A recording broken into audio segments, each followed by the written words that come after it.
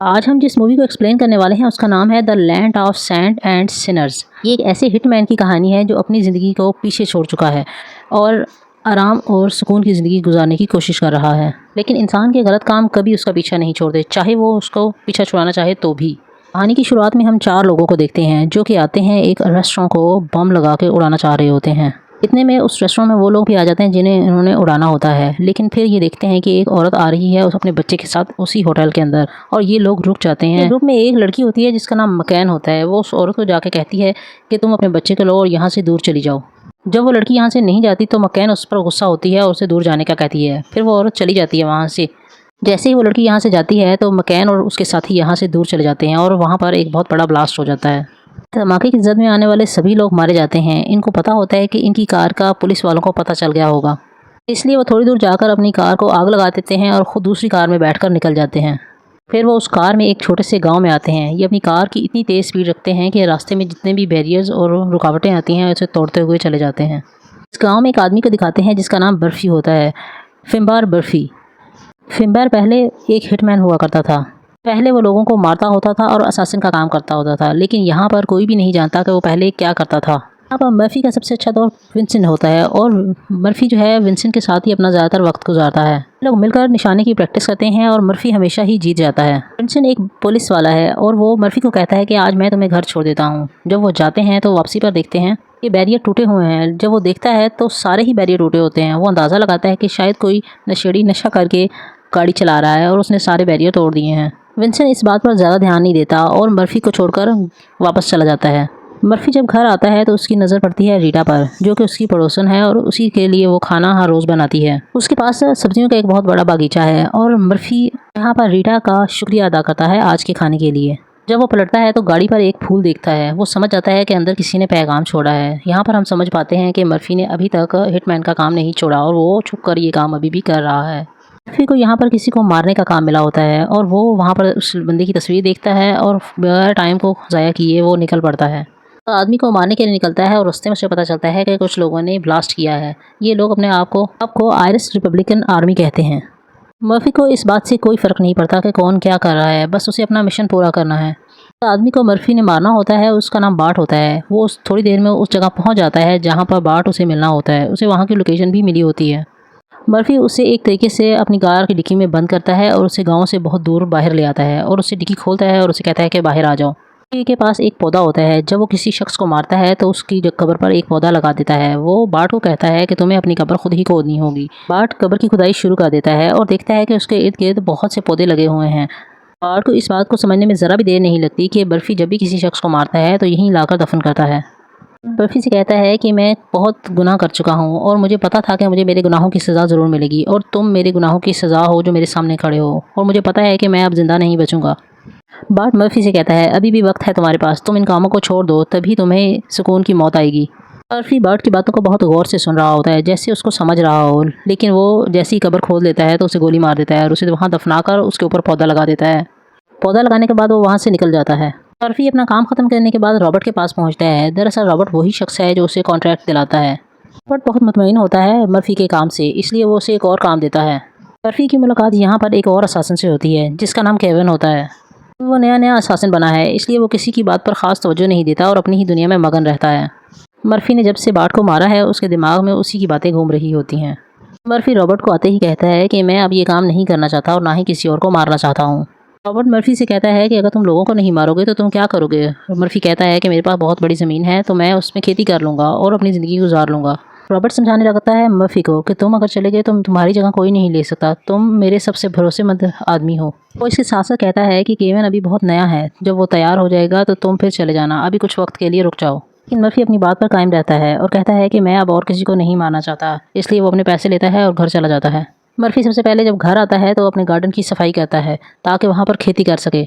फिर वो रीटा के साथ मिलकर खाना खाता है और रीटा पूछती है कि तुम्हारी वाइफ को सबसे ज़्यादा खाने में क्या पसंद था। बताता है कि मेरी वाइफ को मरे हुए कुछ अरसा हो गया है, उसे तुम्हारी तरह खाना बनाना बहुत पसंद था और वो बहुत मज़े का खाना बनाती थी। खाना खाते हुए ये अपनी लाइफ की एक्सपीरियंस को और बातों को शेयर करते हैं। ऐसा लगता है कि ये एक दूसरे को पसंद करने लगे हैं। खाना खाने के बाद मर्फ़ी जब बाहर आता है तो वहाँ एक बच्ची फ़िशिंग कर रही होती है जिसका नाम मोया होता है। मर्फ़ी उससे बातें करने लगता है और यहाँ पर मोया के कांटे में एक मछली फंसी है। वो बहुत ज़्यादा एक्साइटेड हो जाती है। इस दौरान उसका सामान नीचे गिर जाता है। फिर यहाँ पर देखता है कि मोया के गले पर चोटों के निशान हैं। ऐसा लगता है जैसे किसी ने उसे मारा हो। मर्फी मोया से इस चोट के बारे में सवाल जवाब करने लगता है, लेकिन मोया डर जाती है और वहाँ से भाग जाती है। मर्फी के दिमाग में बातें चलने लगती है कि इतनी छोटी बच्ची को कौन परेशान कर रहा है और उसके साथ मारपीट कर रहा है। मर्फी एक बार में जाता है जिससे मोया की माँ चलाती है। मर्फी मोया की माँ को कुछ भी नहीं बताता इस बारे में कि वो क्या जानता है और उसने क्या देखा है। मोया की माँ का नाम सैनेट है। फिर मोया की माँ को बताता है कि उसका खाना सारा जो गिरा है वो मेरी गलती की वजह से गिरा है, इसमें उसकी कोई गलती नहीं है, प्लीज़ आप उसे ना डांटिएगा। मर्फी कहता है कि मैं उस सामान के सारे पैसे देने को तैयार हूँ। मोया की माँ कहती है कि नहीं, इस चीज़ की ज़रूरत नहीं है। दरअसल मर्फी जो है वो ये जानने की कोशिश कर रहा होता है कि उसका कैसा ताल्लुक है अपनी माँ के साथ। फिर रात मोया को मिलता है और उससे बातचीत करने लगता है और जैसे ही घर पहुँचता है तो वहाँ पर एक आदमी मौजूद होता है। उसका नाम कर्टिस होता है और ये वही शख्स है जिसने उस होटल में ब्लास्ट किया होता है। मर्फी मोया से पूछता है कि ये आदमी कौन है, लेकिन मोया कहती है कि मैं इसे नहीं जानती। इस मोया से कहता है कि तुम अंदर जाओ और वो मर्फी को बताता है कि मैं इसका अंकल हूँ। मोया चुपचाप अंदर चल जाती है और कुछ भी नहीं कहती। जैसे ही कर्टिस अंदर जाता है तो वो उस पर चिल्लाने लगता है और मर्फी बाहर खड़ा होकर ये सारी बात सुन रहा होता है। समझ आता है कि ये वही आदमी है जो मोया को परेशान कर रहा है और यहाँ पर हम देखते हैं कि कर्टिस के बाकी 3 साथी भी उसके साथ मौजूद हैं। इन्होंने उस होटल में जाकर ब्लास्ट किया था। का नाम है सीमस, कॉनन और मकैन। मकैन जब खाने को देखती है तो वो कहती है कि ये खाना बहुत कम है और हम सब के लिए ये काफ़ी नहीं होगा, इन्हें हमें और खाना देना चाहिए था। सुबह सुबह मर्फी बहुत सारा खाना सेनेट के पास लेकर आता है और कहता है कि मुझसे गलती से खाना गिर गया था, इसलिए मैं उसके बदले में खाना लेकर आया हूँ। सेनेट उससे कहती है कि आपको ये सब करने की ज़रूरत नहीं थी, लेकिन फिर भी वो उससे ये सारा खाना ले लेती है। मर्फी मोया के पास जाता है जहाँ मोया बहुत उदास बैठी होती है और उसके हाथ में एक गोली होती है। मर्फी उससे पूछता है कि क्या ये गोली तुम्हारे अंकल की है। मोया कहती है कि नहीं, वो मेरे अंकल नहीं है और वो बहुत ज़्यादा परेशान हो रही होती है। मर्फी मोया से पूछता है क्या वो शख्स तुम्हें मार रहा है, तो मोया ये सुनते ही रोने लगती है और इसी दौरान कर्टिस बाहर आ जाता है। बाहर आकर वो खाना लेता है और मर्फी पर भड़क जाता है कि वो दोबारा यहाँ ना आए, उसे वार्निंग देकर चला जाता है। यहाँ पर मर्फी सारी बात समझ आता है और उसका दिमाग ख़राब हो जाता है। वो समझ आता है कि ये आदमी माया को परेशान कर रहा है और उसे टॉर्चर कर रहा है। उसके बाद मर्फी जाता है रॉबर्ट के पास और उसे कहता है कि मैं एक आदमी को मरवाना चाहता हूँ। वो कहता है कि मैं रिटायर हो चुका हूँ, इसलिए मैं ये काम नहीं करना चाहता। है कि उस आदमी का नाम है कर्टिस और वो एक मासूम बच्ची को टॉर्चर कर रहा है। कहता है कि उसे ये कॉन्ट्रैक्ट केविन को दे देना चाहिए और ताकि वो उसे मार दे। रॉबर्ट कहता है कि हम ऐसा नहीं कर सकते क्योंकि सभी को पता है कि कर्टिस अयारे का मेंबर है और ऐसा किया हमने तो। कहता है कि अगर हमने उसे मारने की कोशिश की तो हमारी परेशानी बढ़ सकती है। अगर वो किसी को टॉर्चर कर रहा है तो पुलिस वालों पर छोड़ दो, वो उसे देख लेंगे। फिर ये सुनकर बहुत ज़्यादा भड़क जाता है और गुस्सा हो जाता है। कहता है कि इस बारे में पुलिस कुछ भी नहीं करेगी और पुलिस जब उस बच्ची से सवाल जवाब करेगी तो वो कोई भी जवाब नहीं दे पाएगी और इस तरह उनकी परेशानियां बढ़ जाएंगी। सब मसाइल का एक ही हल है कि हम कर्टिस को मरवा दें। लेकिन रॉबर्ट इस सब के लिए साफ साफ मना कर देता है। फिर गुस्से से बाहर आ जाता है और वापस चला आता है। वो ये फैसला करता है कि वो कर्टिस को खुद मारेगा।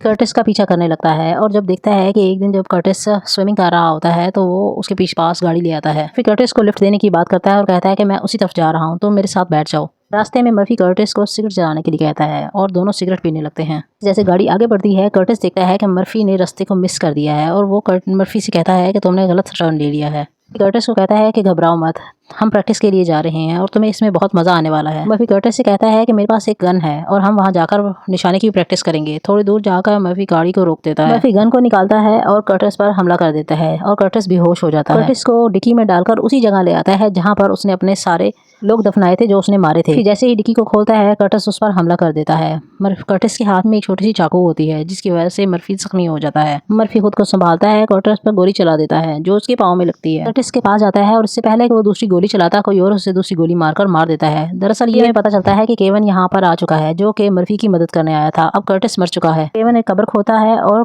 बाकी लोगों की तरह इसे दफना दिया जाता है और उसके ऊपर भी एक पौधा लगा देते हैं। हमें मकैन को दिखाते हैं जो कि अपने भाई का इंतजार कर रही होती है, लेकिन वो कैसे आ सकता है, उसे तो मर्फी ने मार दिया है। फिर कॉनर आता है और कहता है कि तुम्हें क्या बात समझ नहीं आ रही, हो सकता है कि कर्टिस को पुलिस वालों ने पकड़ लिया हो और अब ये जगह हमारे लिए महफूज नहीं रही, यहाँ से निकलना होगा और यही हमारे लिए ठीक होगा। एन कहती है कि मैं अपने भाई को लिए बगैर यहाँ से नहीं जाऊंगी। जाती है बंदूक निकालने के लिए और बंदूक जब वो निकालती है तो देखती है कि वहाँ पर एक गोली कम होती है। आती है सेनेट के पास और पूछती है कि मेरा भाई कहाँ है। बताती है कि कल उसने खाना लिया और उसने कहा कि वो स्विमिंग के लिए जा रहा है। उसके बाद मैं नहीं जानती कि वो कहाँ गया और कब आएगा वापस। एन उस पर गुस्सा हो रही होती है, लेकिन सेनेट कहती है कि हो सकता है उसे पुलिस वालों ने पकड़ लिया हो और यार ग्रुप की बेइज्जती करने लगती है। लेकिन हमें फिर पता चलता है कि सेनेट भी कभी इस ग्रुप का हिस्सा रही है। कैन को ये बात बिल्कुल भी पसंद नहीं आती कि कोई उनके कबीले की बेइज्जती करे, लेकिन फिर भी मकैन सेनेट को यहाँ पर मारती नहीं है और बाहर आकर फोन पर बात करने लगती है कॉल पर जो आदमी होता है वो उसे बताता है कि वहाँ पर तुम्हें सिर्फ एक ही बंदा मदद कर सकता है और वो है रॉबर्ट। वो पूरा एक गिरोह चलाता है। तो मकैन उसका एड्रेस लेती है और रॉबर्ट के पास पहुंच जाती है। अंदर आते ही वो रॉबर्ट से पहला सवाल करती है कि कर्टिस कहाँ पर है। उनका रॉबर्ट घबरा जाता है और कहता है कि मैं नहीं जानता कि वो कहाँ है। मकैन वहाँ पर देखती है कि उसके पाँव के नीचे कोई गोली पड़ी है। वो गोली असल में उसी की गन की होती है जो असल में मर्फी यहाँ लाया था। मकैन वो गोली कर्टिस की गन में डालती है और समझ जाती है कि ये गोली उसी की गन की है और वो ये भी समझ आती है कि रॉबर्ट ने ही कर्टिस को मरवाया है। मकैन गन को रॉबर्ट पर तान देती है और पूछती है कि बताओ कि मेरा भाई कर्टिस कहाँ है। यहाँ रॉबर्ट गन को देखकर डर जाता है और उसे बताता है कि कर्टिस मर चुका है, लेकिन उसे मारने में मेरा कोई भी हाथ नहीं है। रॉबर्ट बताता है कि उसे मर्फी ने मारा है, लेकिन यहाँ पर रॉबर्ट चालाकी दिखाने की कोशिश करता है और गन उठाकर मकैन पर चलाता है, लेकिन उससे पहले कि वो गन चलाता मकैन उसे गोली से उड़ा देती है। गन की आवाज़ रॉबर्ट की बीवी सुन लेती है जिसका नाम चौसी होता है। पहले कि रॉबर्ट की बीवी दरवाजे के पास आती है, मकैन कहती है कि तुम इधर मत आना और अगर तुमने मेरा चेहरा देख लिया तो मैं तुम्हें भी मार दूंगी। उसे बताती है कि तुम्हारा शौहर मर चुका है। कहती है कि अगर तुम जिंदा रहना चाहती हो तो जहाँ हो वहीं रहो, मेरे चले जाने के बाद तुम आ जाना और देख लेना, मैं तुम्हें कुछ भी नहीं कहूंगी। वो इतना कहने के बाद वो सारे पैसे लेती है और चली जाती है। उनके चले जाने के बाद मर्फी और जोसेफ आते हैं जो कि रॉबर्ट की बीवी बाहर ही खड़ी होती है और वो बताती है कि किसी ने रॉबर्ट को मार दिया है। और फिर रॉबर्ट की बीवी से पूछता है क्या तुमने उस शख्स की शक्ल देखी जिसने रॉबर्ट को मारा। वो कहता है कि नहीं, मैंने उसे नहीं देखा। वो कहती है कि मुझे सिर्फ इतना पता है कि वो एक लड़की थी जो कि कर्टिस नाम के आदमी को ढूंढते हुए यहाँ आई थी। ये बात सुनने के बाद वो दोनों अंदर आते हैं और सारे डॉक्यूमेंट्स को जला देते हैं जिसके अंदर इनके कॉन्ट्रैक्ट की लिस्ट है। वो इन सबको जलाने के बाद आपस में बातचीत करते हैं। मर्फी रॉबर्ट की बीवी को कहता है कि हमारे जाने के बाद पुलिस को कॉल करो। उसी तरफ दिखाते हैं मकैन को जो अपने साथियों के साथ एक दुकान पे जाते हैं और मर्फी का पता पूछते हैं। कहता है कि मैं मर्फी का भतीजा हूँ। तो वो दुकानदार उसे मर्फी का एड्रेस दे देता है। वो एड्रेस तो दे देता है लेकिन उसे इन तीनों पर शक हो जाता है। जाते हैं और मर्फी के घर में जाकर छुप जाते हैं और इंतजार करते हैं मर्फी के आने का। जब रात होती है तो मर्फी और केवन दोनों ही घर आते हैं। पता चल जाता है कि उसके घर में कोई आया है और वो लोग छुपे हुए हैं। ये बात समझने में जरा भी देर नहीं लगती कि ये वही लोग हैं जिन्होंने रॉबर्ट को मारा है और ये लोग बाहर ही छुप जाते हैं। इन लोगों पर नजर रखना शुरू कर देते हैं। देखते ही देखते सुबह हो जाती है और मकैन बहुत ज्यादा बेचैन और गुस्से से बाहर हो रही होती है क्योंकि वो मर्फी को मारना चाहती है और बदला लेना चाहती है। मकैन बाहर आती है और मर्फी की कार को तोड़ देती है। गाड़ी की तोड़-फोड़ की आवाज सुनने के बाद रीटा बाहर आ जाती है। रीटा मकैन से पूछती है कि वो मर्फी की कार को क्यों तोड़ रही है। मकैन गुस्से से पागल हुए जा रही थी और वो रीटा से पूछती है कि बताओ मर्फी कहाँ है। वो आगे से उसका कोई भी जवाब नहीं देती बल्कि उससे सवाल करती है तुम मर्फी को क्यों ढूंढ रही हो। दूसरी तरफ मर्फी और केवन दोनों ही बैठे होते हैं छुपकर और इन पर नजर रखे होते हैं। केवन इतने में गन निकाल लेता है लेकिन मर्फी उसे रोक देता है। मर्फी कहता है कि अगर हमने मकैन को मारा तो उसके बाकी साथी रीटा को मार देंगे, इसलिए अभी हमें गोली नहीं चलानी चाहिए। मकैन गुस्से में रीटा को मारती है और रीटा बेहोश होकर नीचे गिर जाती है। मकैन इस बात को समझ जाती है कि शायद मर्फी को पता चल गया है कि ये लोग उसे मारने के लिए यहाँ आए हुए हैं। अब मर्फी घर नहीं आएगा, इसलिए मकैन जो है वो अपने साथियों के साथ यहाँ से निकल जाती है। जाते ही मर्फी और केवन आते हैं और रीटा को उठा के घर के अंदर ले आते हैं। यहाँ पर मर्फी डॉक्टर को कॉल करता है ताकि रीटा का इलाज किया जा सके। केवन और मर्फी दोनों ही मर्फी के घर आ जाते हैं और यहाँ पर आकर ये लोग प्लानिंग करते हैं कि किस तरह से इन लोगों को मारा जाए। मर्फी और केवन के घर पर जाते हैं जहाँ पर मर्फी देखता है कि एक अखबार के टुकड़े पर ब्लास्ट की मालूमात लिखी हुई थी। जाकर अखबार को खरीदता है और वहाँ पर देखता है कि मकैन की तस्वीर है उस ब्लास्ट की खबर के साथ। वो समझ आता है कि ये ब्लास्ट मकैन और उसके गैंग वालों ने किया है। वो समझ आता है कि ये लोग मोया के घर के साथ में ही रहते हैं, इसलिए वो उनके घर चला जाता है। घर अंदर चला जाता है और देखता है कि वहाँ पर हर तरफ बम बनाने वाली चीज़ें फैली हुई हैं। वहाँ से वो सीधा सॉकर फील्ड में जाता है ताकि मकैन को ढूंढ सके। गांव बहुत छोटा सा है जहाँ ये लोग रह रहे हैं, इसलिए वो पूरे गांव में उसे ढूंढता है और एक जगह उसे मकैन नज़र भी आ जाती है। फिर वो उसका पीछा करता है। मर्फी मकैन का पीछा करते हुए एक छोटी सी गली में जाकर छुप जाता है, लेकिन मकैन भी समझ जाती है कि मर्फी उसका पीछा कर रहा है। वो चुपके से पीछे से आती है और बंदूक मर्फी पर तान देती है। ये दोनों आपस में बात करने लगते हैं। मर्फी जो है मकैन को मैनिपुलेट करने की कोशिश करता है और कहता है कि तुम्हारे भाई को मैंने नहीं मारा, और लेकिन मैं जानता हूँ कि उसे किसने मारा है। कहता है कि उस शख्स को मैं तुम्हारे सामने ले आऊँगा, लेकिन उसके बाद सब कुछ खत्म हो जाएगा। मकैन इस सब के लिए मान जाती है और वो उसे एक जगह पर बुलाती है। केवन के पास आता है और उससे कहता है कि मुझे मकैन को एक पब्लिक प्लेस पर मारना होगा, लेकिन मैं चाहता हूँ कि इससे पहले तुम कहीं दूर चले जाओ। लेकिन केवन मर्फी को छोड़कर जाने को तैयार नहीं, लेकिन मर्फी उसे समझाता है कि तुमने उसके भाई को मारा है और वो तुम्हें ही मारने के लिए तुम्हारे पीछे आएंगे। वो कहता है कि ठीक है, मैं चला जाता हूँ। मर्फी यहाँ पर उसे कुछ पैसे देता है और कहता है कि तुम बाहर चले जाओ। मर्फी से कहता है कि जितनी जल्दी हो सके तुम भी मेरे पास आ जाना। तो वो कहता है कि हाँ ठीक है। मर्फी एक बार में जाता है जहाँ मकैन उससे वाली है। मकैन अपने साथियों के साथ आती है और उसके पास एक बम होता है। वो पूरे के पूरे बार को बम से उड़ाने वाले हैं। बार के अंदर मर्फी के साथ विंसेंट भी होता है जो उससे कहता है कि मुझे पता है कि तुम कोई बार सेलर नहीं हो, मुझे पता है कि तुमने मुझसे झूठ बोला है, तुम चाहो तो मुझे सच्चाई बता सकते हो, तुम्हारा राज मेरे पास महफूज रहेगा। लेकिन मर्फी उसे कुछ भी नहीं बताता। इतने में मकैन बार के अंदर आ जाती है और विंसेंट जो है वो सिगरेट पीने के लिए बाहर आ जाता है, जबकि मर्फी मकैन से बात करने चला जाता है। विंसन बाहर आता है तो मकैन की कार को देखता है जिसके ऊपर बहुत सारे डेंट पड़े होते हैं। वो ये चीज़ समझ आता है कि ये वही कार है जिसने सारे बैरियर्स को तोड़ा है और वो ये भी समझ आता है कि ये वही लोग हैं जिन्होंने ब्लास्ट किया है। विंसन जैसे ही अंदर आता है तो उसकी नज़र कॉनन पर पड़ती है जिसका एक हाथ उसकी पॉकेट के अंदर होता है। इसका मतलब है कि उसने अपनी पैंट में गन रखी हुई है और उसकी नज़रें मर्फी और मकैन की तरफ हैं। विंसन समझ आता है कि यहाँ पर कुछ ना कुछ गड़बड़ होने वाला है। फिर मकैन से कहता है कि यहाँ हमें कुछ भी नहीं करना चाहिए बल्कि पीछे जाना चाहिए और वहाँ जाकर मामले को ख़त्म करना चाहिए। पहले कि ये लोग यहाँ से जाते इससे पहले केविन आ जाता है और बंदूक मकैन के सर पर रख लेता है। मकैन कहती है कि तुम ही हो जिसने कर्टिस को मारा है। केविन कहता है कि हाँ। यहीं पर वो उसे फ़ौरन से गोली मार देती है। मर्फी भी अपनी गन निकाल चुका होता है और अब हर तरफ गोलियाँ चल रही होती हैं। वो भागने की कोशिश कर रहे होते हैं। तभी हम सीमस को देखते हैं जो कि बॉम्ब को अंदर लेकर आ रहा होता है। केविन घायल हालत में मकैन पर गोलियाँ चला रहा होता है। में मकैन को भी एक गोली लग जाती है और सीमस बॉम्ब को लेकर आता है। पहले कि वो बॉम्ब को अंदर फेंकता है मर्सी उसे गोली मार देता है। वहीं फट जाता है और सीमस की वहीं पर मौत हो जाती है। बॉम्ब के शोले अंदर तक आते हैं लेकिन मर्सी बच जाता है और मकैन भाग रही होती है। मर्सी उसे पकड़ता है। इससे पहले कॉनन उस पर हमला कर देता है। पहले कि मर्फी उसे पकड़ता कॉनन उस पर हमला कर देता है और उनके दरमियान काफ़ी देर फाइट होती है। लेकिन आखिर में मर्फी कॉनन को भी मार देता है। दिखाते हैं कि केविन भी अपनी आखिरी सांसें ले रहा है। उसके बाद वो मर्फी को कहता है कि तुम्हारे सारे पैसे तुम्हारी रखे हैं। फिर बाहर आकर मकैन को पकड़ने के लिए भागता है लेकिन उसे आगे मिलता है विंसन। विंसन की आंखें सवाल कर रही थी मर्फी से कि तुम कौन हो, लेकिन मर्फी उसके ऊपर ज़्यादा ध्यान नहीं देता। फिर मकैन के पीछे जाता है जहां मकैन जो है एक चर्च के अंदर छुपी हुई होती है। पहले कि मर्फी मकैन को मारता मकैन पहले ही मर जाती है क्योंकि उसका बहुत सारा खून बह चुका होता है। देखते ही देखते सुबह हो जाती है और मर्फी अपना सारा सामान लेता है और यहाँ से जाने लगता है क्योंकि अभी तक उसे अरेस्ट नहीं किया गया होता। जाने से पहले वो रीटा से माफ़ी मांगता है कि उसकी वजह से उसे भी परेशानी हुई। इसी तरह विंसन को दिखाते हैं जो गांव के सारे बैरियर्स को लगवा रहा होता है। वो अपनी कार के पास आता है तो उसे वहाँ एक किताब नज़र आती है। ये वही किताब है जिसके बारे में हमेशा से मर्फी बातें किया करता था। मर्फी जानता है कि अब वो कभी भी विंसन से बात नहीं कर पाएगा, इसलिए वो किताब उसके लिए छोड़कर जाता है। दूसरी तरफ मर्फी की गाड़ी को दिखाते हैं जो कि कहीं दूर जा रहा है और हमेशा के लिए चला गया है जो वापस नहीं आने वाला। इसके साथ ये फिल्म यहीं पर ख़त्म हो जाती है। एक ऐसी कहानी जिसमें वो अपने काम को दोबारा शुरू करता है एक बच्ची को बचाने के लिए। अगर आपको एक्शन थ्रिल मूवी पसंद है तो ये मूवी सच में लाजवाब है, आपको ज़रूर देखनी चाहिए। मेरे हिसाब से ये 5 स्टार रेटिंग मूवी है।